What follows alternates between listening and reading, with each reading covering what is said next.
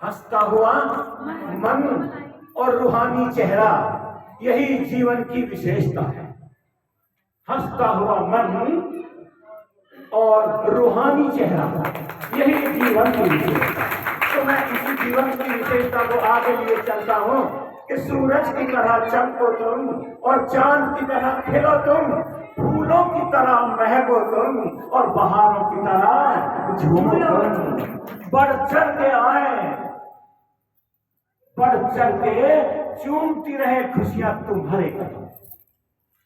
माता बहनों से स्वर्ग है, कहते हैं ना, माताएं स्वर्ग के द्वार खोलती हैं और माताएं इस घर में स्वर्ग का आभास कराती हैं।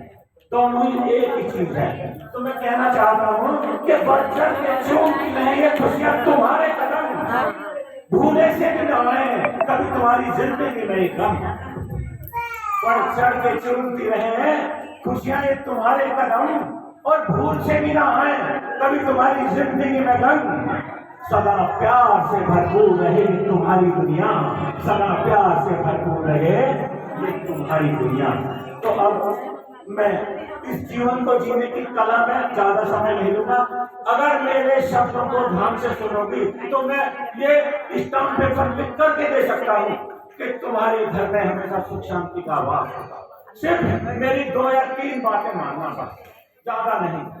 मैं अपने अनुभव से कहना चाहता हूँ कि आप अपने घर को स्वर्ग की तरह कैसे बना सकती हैं, कि मंदिर की तरह कैसे बना सकती हैं। तो आगे मैं बढ़ना चाहता हूँ, ध्यान से सुनना माता बहने।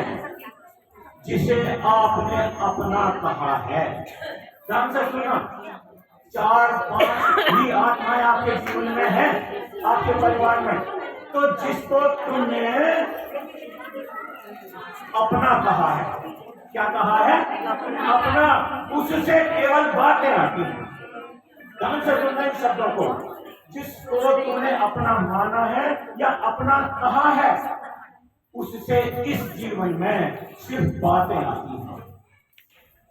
तो भगवान कहना चाहता है, मेरे शब्द नहीं, भगवान शिव के शब्द हैं, उसमें सिर्फ बातें आती हैं। तो उन बातों को माताएं बहनें हमें सहन करना है।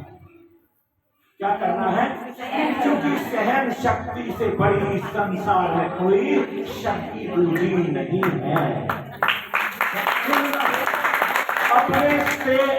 अपनों से आई हुई बातों को हमें क्या करना है? सहन करना है। और दूसरों से आई हुई बातों का हमें सामना करना है। सहन और सामना, 2 ही शब्द इस जीवन में है और यही हम रात दिन सुबह से लेकर के रात तक यही करते हैं, सहन करते हैं और सामना करते हैं। भगवान ने कहा गड़बड़ कहाँ हो रही है? इन 2 शब्दों में भगवान ने कहा, ध्यान से सुनना, कि गड़बड़ कहाँ हो रही है? जहाँ सहन करना है वहां तुम सामना कर बैठती हो और जहाँ सामना करना है वहां तुम सहन कर बैठती हो। ये गड़बड़ है। अपनों से आई हुई बातों को हमें सहन करना है, क्योंकि बातें जिसको हमने अपना कहा है ना,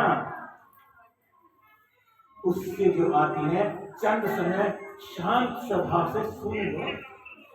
और जब बेशक गलती आपकी भी ना होगी तो चंद समय सुनने के बाद सुनाने वालों को चंद समय के बाद एहसास जरूर होगा, मैंने ऐसा कहा और उसने कुछ भी नहीं, एहसास जरूर होगा। तो भगवान कहता है कि इन 2 बातों को पल्ले में गांठ बांध लेना मेरी माताओं बहनों। अपनों से आने वाली है बातें और हमें उन बातों का ही क्या करना है? नहीं, उन बातों को ही हमें सहन करना है और दूसरे से आई हुई बातों का हमें सामना करना है। और हम करते क्या हैं? हम करते क्या? इसका उल्टा कर सकते हैं। तो जीवन में हमने जिसको पाला पोसा और उसने हमारा सामना किया तो हमारे अंदर क्या होगी? अच्छा, मेरी बिल्ली मुझे क्यों? यानी मैंने ही तुझे पाल पोस करके इस लायक बनाया और मेरा ही साथ मेरी पल्ले में गांठ बांध दी और जहाँ गांठ बंध गया वो दरार पड़नी है।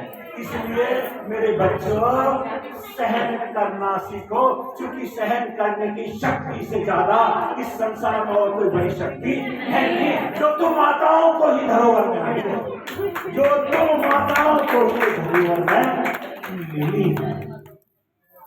उदाहरण के तौर पर कहते हैं ना, चश्मा तो सब लगाते हैं, कोई खूबसूरती के लिए, कोई धूप से बचने के लिए, लेकिन भगवान कहता है दूसरे की खूबियों को देखने का चश्मा लगाओ।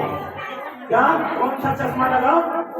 दूसरे की खूबियों को देखने का चश्मा लगाओ। दूसरों की बुराइयों को देखने का चश्मा कभी मत लगाना, कभी मत लगाना। लेकिन करते क्या है हम? कौन सा चश्मा ज्यादातर लगाते हैं?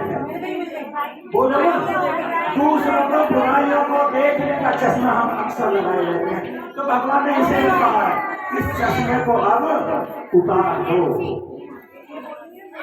और जब उतार दोगे ना तो सुनना, असीम शक्ति होती है वहां।